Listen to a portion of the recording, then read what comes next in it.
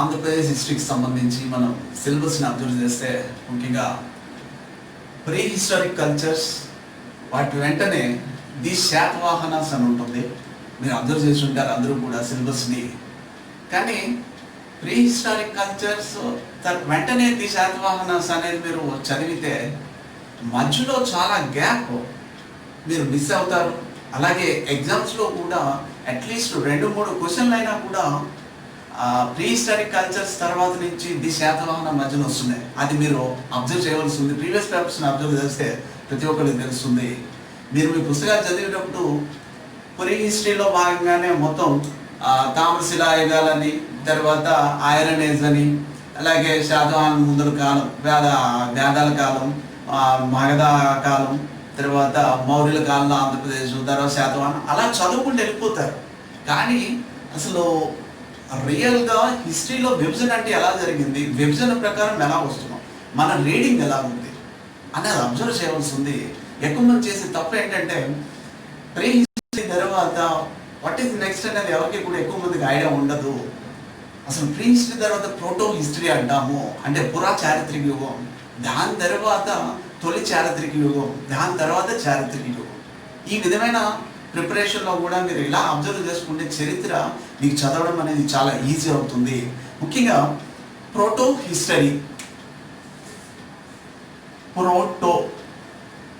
History, ఇదండి. దీంట్లో భాగంగానే మనం చాల్కోలిథిక్ కల్చర్స్ ఆఫ్ ఆంధ్రప్రదేశ్ చూస్తాం. ఈ ప్రోటో హిస్టరీలో భాగంగానే ఈరోజు చాల్కోలిథిక్ కల్చర్స్,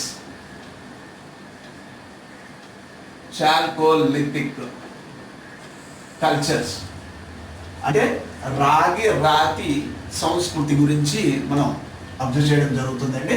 ఓకే, వీటిలో మనం భాగంగా ఏం చూస్తామంటే టాపిక్స్ ఒకసారి చూద్దాం. ఏమేమి టాపిక్స్ మనం ఇందులో అబ్జర్వ్ చేస్తాము, డిస్కస్ చేస్తాము. అంటే ఫస్ట్ ఈ చాల్కోలిథిక్ ప్రోటో హిస్టరీ కోసం, ప్రోటో హిస్టరీ అంటే ఏంటి, డెఫినేషన్, వీటిలో భాగాలు ఏంటి, ఈ భాగాలు,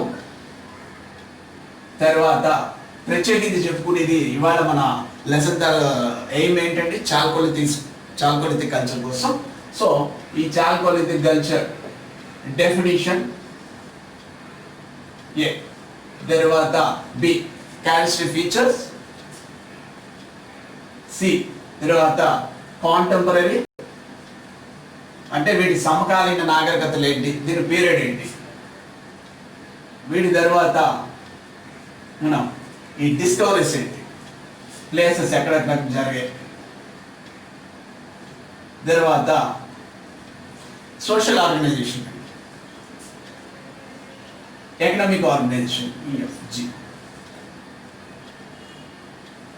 తర్వాత రిలీజియస్ ఆర్గనైజేషన్ ఎలా ఉంది, తర్వాత వీళ్ళ యొక్క ఆర్ట్ ఏ విధంగా అభివృద్ధి చెందింది, లాస్ట్ బిట్స్, మోడల్ బిట్స్ ఏ విధంగా ఉండొచ్చు. ఇవన్నీ మనం ఇప్పుడు కవర్ చేసే అంశాలు ఈ చాల్కోలిథిక్ పీరియడ్లోను. అంటే ప్రోటో హిస్టరీలో భాగమైన చాల్కోలిథిక్ పీరియడ్లో ఈ భాగాలు మనం కవర్ చేస్తాం. ఫస్ట్ది ప్రోటో హిస్టరీ. నేను వీటి గురించి ప్రోటో హిస్టరీ అంటే ఏంటి, దాదాపుగా ఇది మనం మొట్టమొదటి నుంచి చెప్పుకుని వస్తున్నాం. నా ఫస్ట్ క్లాస్లో మీరు చూస్తే ఒకసారి హిస్టరీ అంటే ఏంటి, వాటిని ఏ విధంగా డివైడ్ చేస్తారు, వేటి బేసిస్ని డివైడ్ చేయడం జరుగుతుంది, అలాగే ప్రీ హిస్టరీ అంటే ఏంటి, ప్రోటో హిస్టరీ అంటే ఏంటి, హిస్టరీ అంటే ఏంటి, ఇవన్నీ కూడా డీటెయిల్స్గా ఫస్ట్ లెసన్లో ఉన్నాయి, మీరు అబ్జర్వ్ చేయొచ్చు. చిన్నది ఒక ఈ ప్రోటో హిస్టరీ అనేది చిన్న డెఫినేషన్ చెప్పుకుని మనం మెయిన్ లెసన్లోకి వెళ్దాం. ప్రోటో హిస్టరీ అంటే ఏం లేదండి, స్క్రిప్ట్ తెలిసి దాన్ని మనం అర్థం చేసుకోలేని కాలాన్ని ప్రోటో హిస్టరీ అంటున్నాం. అంటే పురా చారిత్రక యుగం అంటున్నాం దీన్ని, పురా చారిత్రక యుగం. అంటే ఇక్కడ మెయిన్ బేస్మెంట్ ఏంటంటే స్క్రిప్ట్, రాత. ఈ రాత తెలుసు మనకి, కానీ దాన్ని క్లియర్గా వాటి అర్థాలు తెలియదు. అంటే మనం డెస్పర్ చేయలేకపోతున్నాం, కనుక్కోలేకపోతున్నాం. ఇలాంటి దాన్నే మనం హిస్టరీలో ఒక భాగాన్ని, అంటే చరిత్రకారులు పురావ శాస్త్రవేత్తలు ఏం చేశారంటే హిస్టరీ సౌలభ్యత అంటే చదవడం వీలుగా ఉండడం కోసం ప్రీ హిస్టరీ అంటే వాళ్ళకి నాలెడ్జ్ లేదు, స్క్రిప్ట్ మీద నాలెడ్జ్ లేదు, వాళ్ళ సైకిల్ ద్వారా కానీ చేయడం జరిగింది. తర్వాత హిస్టరీ అంటే వాళ్ళకి ఆల్రెడీ నాలెడ్జ్ ఉంది, స్క్రిప్ట్ తెలుసు, ఇవన్నీ వాళ్ళకి తెలుసు. అంటే చారిత్రక దశ అంటే అశోకుడిది. తర్వాత అశోకుడు శాసనాలు మనకి చారిత్రక దశని సంపూర్తిగా తెలుపుతున్నాయి. మరి మధ్య భాగం ఏంటంటే ఇది తెలుసు, కానీ దాన్ని మనం అధ్యయనం చేయలేం.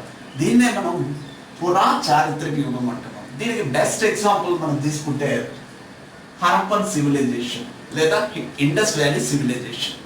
హరప్పన్ సివిలైజేషన్ లేదా ఇండస్ వ్యాలీ సివిలైజేషన్ అనేది ఇది పిక్టోగ్రాఫిక్ స్క్రిప్ట్ అంటే బొమ్మల లిపిగానే చెప్తున్నాం, కానీ వీటిని ఇంకా అధ్యయనం అనేది పూర్తిగా జరగలేదు. అధ్యయనం పూర్తిగా తెలియదు కాబట్టి దీన్ని ఏమంటున్నాడు ప్రోటో హిస్టరీలో భాగంగా చూస్తున్నాము. అలాగే ఇదే దశలో మనకి బెస్ట్ ఎగ్జాంపుల్ సౌత్ ఇండియాలో కూడా చాల్కోలిథిక్ కల్చర్స్ అభివృద్ధి చెందాయండి. చాల్కోలిథిక్ కల్చర్ అంటే రాతి దశ కాలం అభివృద్ధి చెందింది ఇదే సమయంలో. అలాగే దాంతోపాటు ఐరన్ ఏజ్ అనేది కూడా అంటే ఇనుప యుగం అంటాం, దీన్నే మెగాలిథ్స్ అంటాం. ఫర్దర్గా చూద్దాం వీటి గురించి. ఇవన్నీ అంటే ప్రోటో హిస్టరీలో ఈ ప్రోటో హిస్టరీ అంటే ఏంటి అంటే స్క్రిప్ట్ తెలిసి కూడా మనం అధ్యయనం చేయలేని దశలోమో ప్రోటో హిస్టరీ అంటున్నాము. తర్వాత ఈ సౌత్ దాని బెస్ట్ ఎగ్జాంపుల్గా మనం తీసుకునేది హరప్పన్ సివిలైజేషన్. అండ్ దీనికి అలాగే సౌత్ ఇండియాలో మనం తీసుకుంటే చాల్కోలిథిక్ కేస్ అలాగే ఐరన్ ఏజ్ ని బెస్ట్ ఎగ్జాంపుల్గా తీసుకోవచ్చు. వీటిలో భాగాలండి ఇవి ప్రోటో హిస్టరీలో. కాబట్టి వీటి గురించి మొట్టమొదటిగా మనం చర్చించే అంశం చాల్కోలిథిక్ పీరియడ్. చాల్కోలిథిక్ పీరియడ్ అంటే ఏంటి, చాల్కోలిథిక్ కల్చర్స్ అంటే ఏంటి అని చూద్దాం. Definition okay. చాల్కోలిథిక్, సో ఈ రెండు గ్రీక్ వర్డ్స్ అండి ఇవి. చాల్కో మీన్స్ కాపర్ అంటే రాగి, కాపర్. లిథిక్ స్టోన్ అంటే మానవుడు టెక్నాలజికల్గా అభివృద్ధి చెందుతూ సాంకేతికంగా అభివృద్ధి చెందుతూ తన యొక్క పనిముట్లను కాపర్ రాగితో కానీ లేదా తామ్రంతో కానీ, కాపర్ అంటే ఏంటంటే రాగి లేదా తామ్రం, వీటితో కానీ లేదా రాతితో కానీ చేసిన యుగాన్ని ఏమంటామంటే కాపర్ స్టోనేజ్. దీన్నే చాల్కోలిథిక్ తామ్ర శిలాయుగం అని చెప్పడం జరుగుతుంది. ఓకే, ఇదండి. మరి దీని క్యారెక్టర్ ఫీచర్స్ ఏంటి? సాధారణంగా మనం ఏ సంస్కృతి అయినా అబ్జర్వ్ చేసినప్పుడు వాటి లక్షణాలు కూడా అబ్జర్వ్ చేయవలసి ఉంటుంది. క్యారెక్టర్ ఫీచర్స్ తీసుకుంటే ఫస్ట్ వన్, వీళ్ళ స్థిర నివాసాలు, హౌసెస్ కన్స్ట్రక్షన్ అనేది మొదలైంది. అంటే స్థిర నివాసం మొదలైందండి. ఆల్రెడీ నియోలిథిక్ లో మనం చెప్పుకున్నాం వీళ్ళ స్థిర నివాసం మొదలైంది, కానీ ఇక్కడ కొండల మీద జస్ట్ వీళ్ళు ఏంటంటే చదువు చేసుకున్నారు. కానీ ఇక్కడ స్థిర నివాసాలు మళ్ళాంటి ఇల్లు కాకపోయినా ఇల్లులోకి నమూనా తరహాలో ఉండే ప్రదేశాలలో ఇల్లు కట్టుకోవడం మొదలైన దశ చాల్కోలిథిక్ దశ ఒకటి. తర్వాత బహుధాన్య వీళ్ళ యొక్క ఆర్థిక వ్యవస్థలో ప్రధానమైన మార్పు బహుధాన్య పద్ధతి, పంటల సాగు పద్ధతి.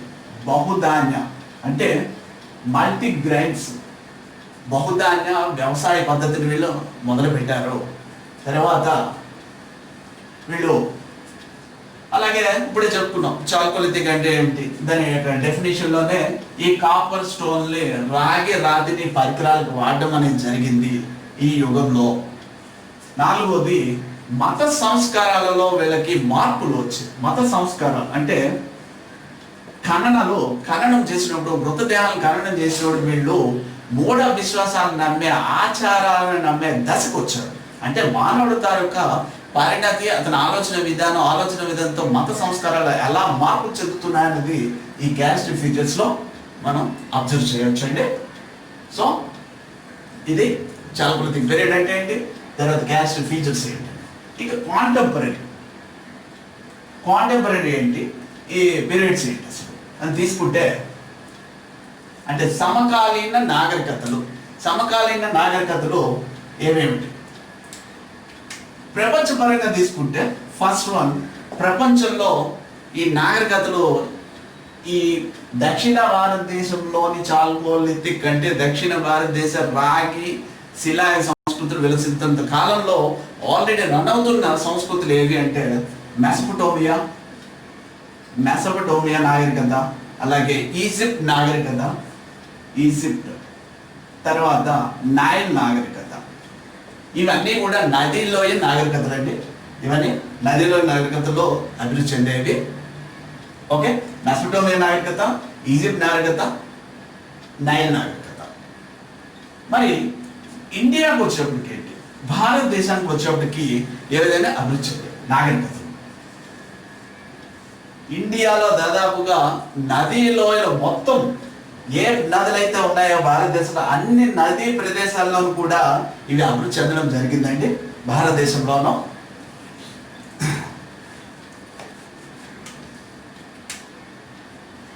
హరప్పా నాగరికత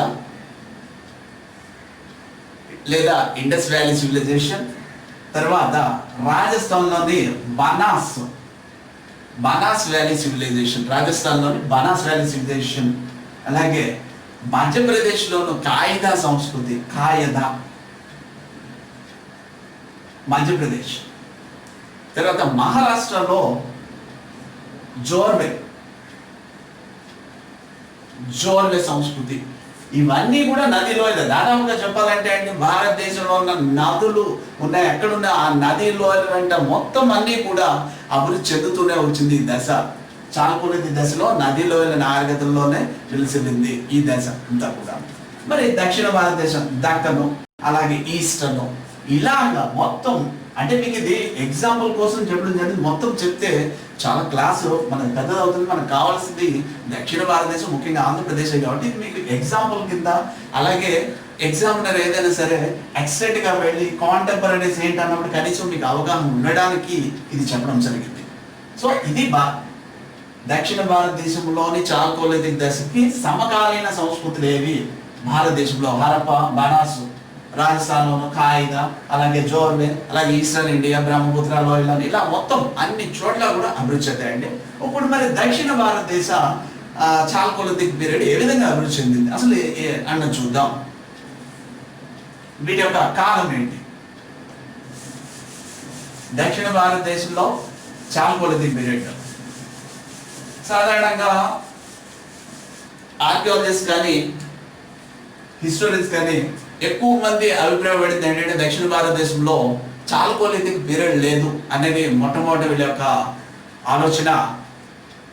పూర్వ చరిత్ర అభివృద్ధి చెందిన తర్వాత అధ్యయనం చేసినప్పుడు కూడా దక్షిణ భారతదేశంలో నేరుగా అంటే నవీన శిలాయుగం తర్వాత నేరుగా ఐరన్ ఏజ్లోకి రావడం జరిగింది అనేది ఎక్కువ మంది ఒపీనియన్ ఉండేది. కానీ ఈ ఒపీనియన్ని ఒప్పు చేస్తూ అంటే ఈ ఒపీనియన్ రాంగ్, దక్షిణ భారతదేశానికి కూడా చాల్కొలితిక్ పీరియడ్ ఉంది అనేది బెస్ట్ మనకి స్పెసిమెన్స్ 2 చోట్ల లభించాయండి.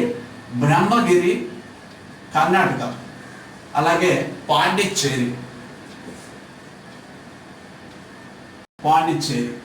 ఈ 2 ప్రదేశాల వద్ద దక్షిణ భారతదేశంలో చాల్కొలితిక్ పీరియడ్ ఉంది అనేది నిదర్శనాలు రాగి, కంచు వస్తువులు అంటే రాగి, కాపర్, బ్రాంజ్, ఈ 2 సంబంధించిన స్పెసిమెన్స్, చాల్కొలితిక్ పీరియడ్ సంబంధించిన స్పెసిమెన్స్ 2 కూడా ఈ బ్రహ్మగిరి, పాండిచ్చేరి వద్ద లభ్యమవడం జరిగింది.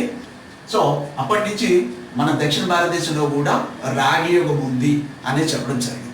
మరి ఆంధ్రప్రదేశ్కి వచ్చేప్పటికి ప్రముఖమైన ప్రదేశాలుగా చెప్పింది పత్తిపాడు.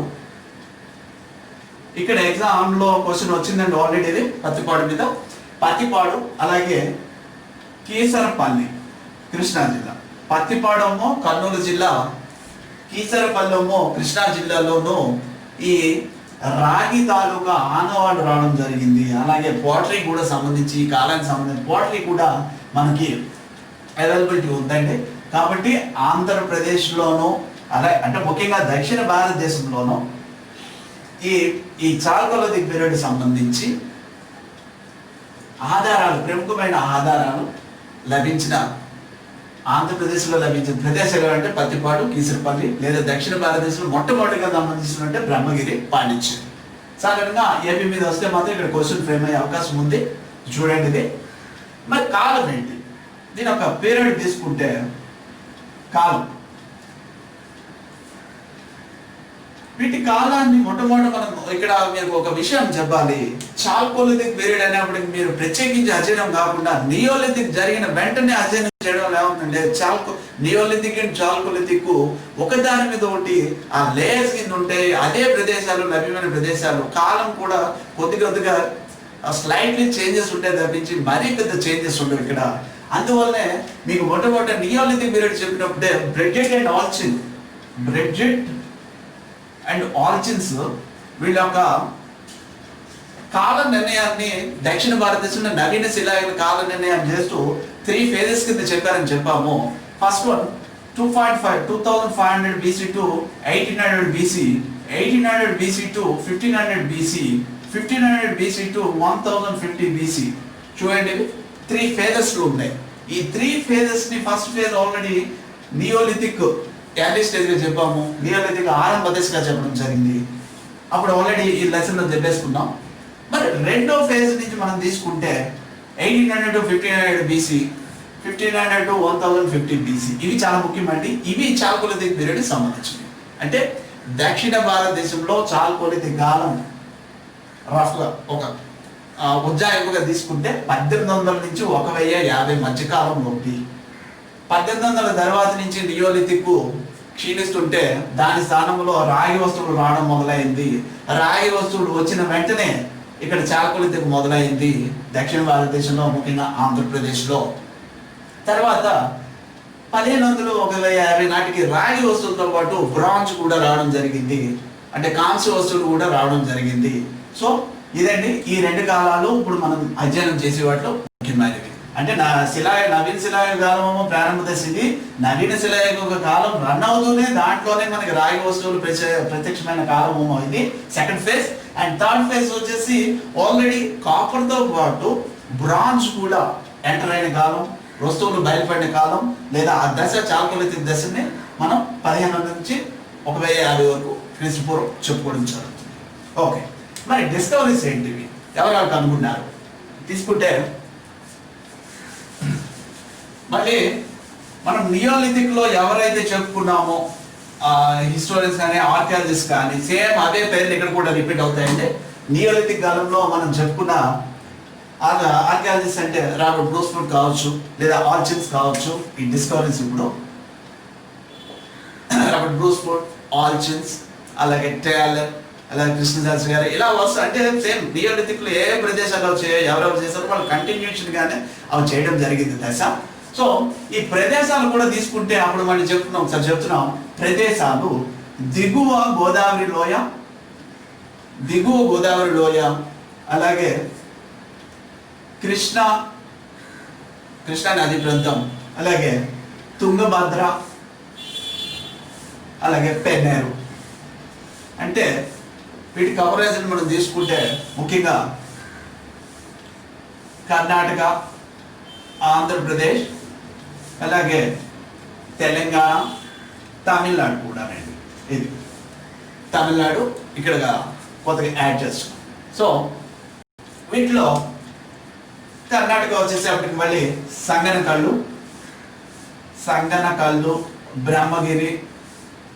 బ్రహ్మగిరి, మస్కి, ఇవి ప్రముఖమైనవి కర్ణాటక ప్రాంతంలో. ఆంధ్రప్రదేశ్కి వచ్చేవాడికి పాల్వాయ్,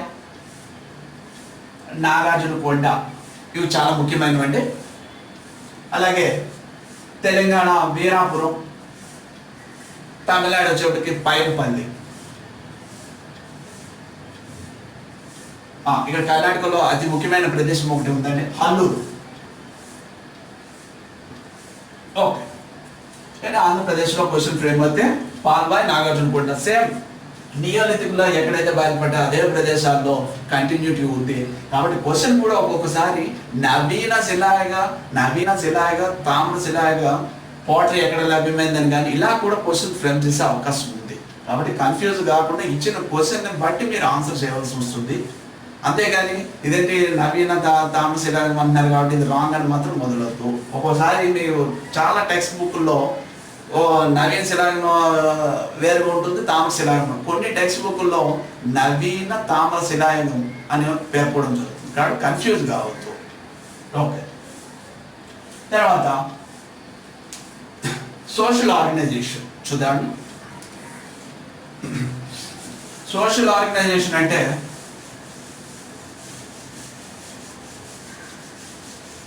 వాళ్ళ యొక్క ఆవాసాలు, తర్వాత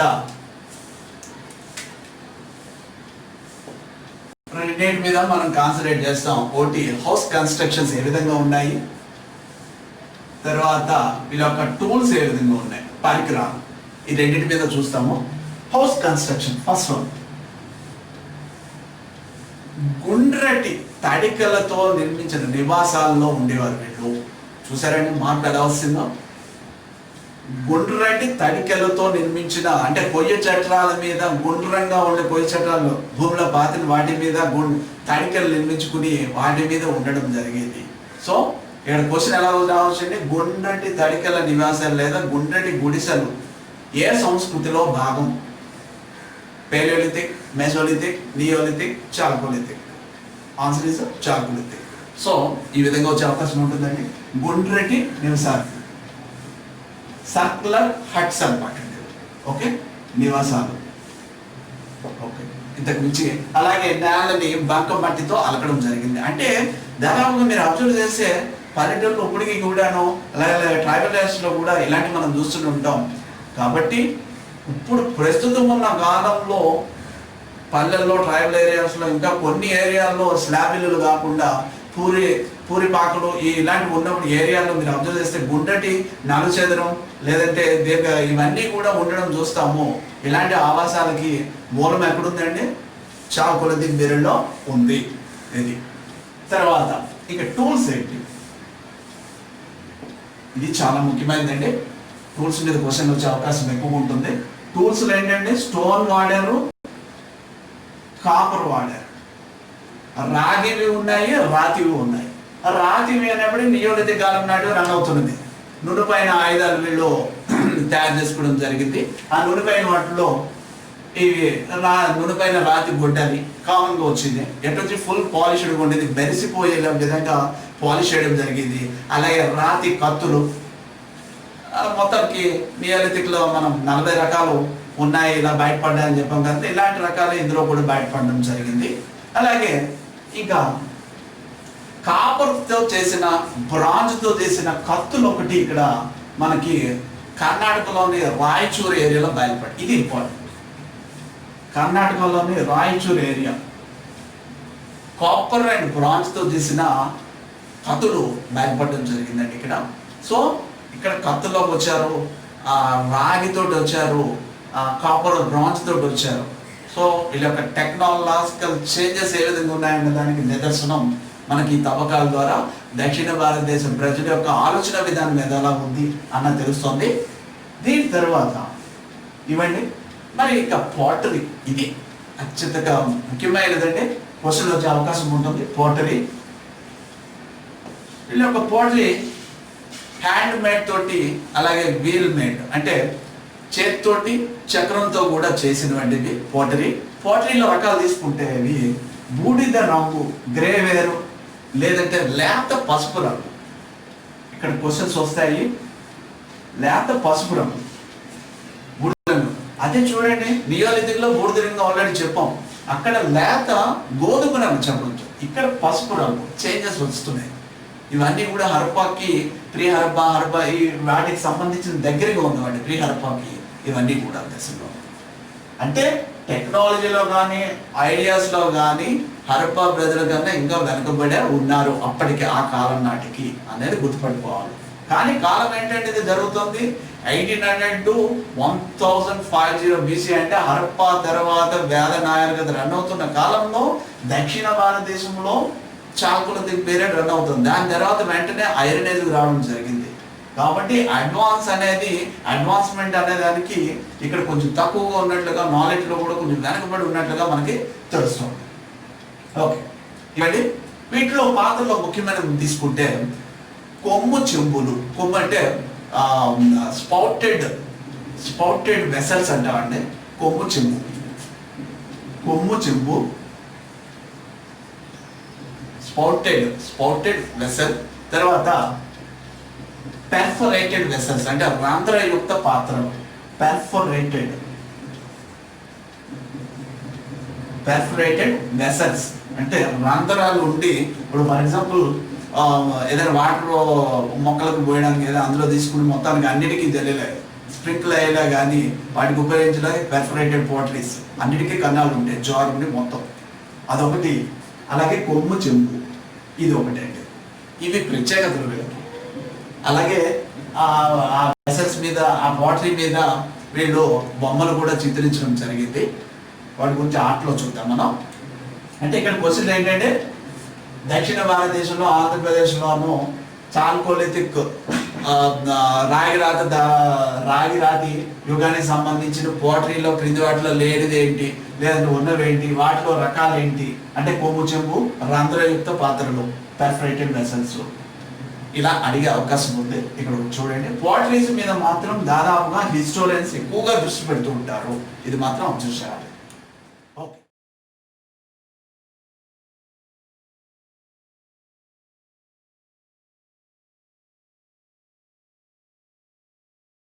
Subscribe to our channel INM, comment, share and like the classes.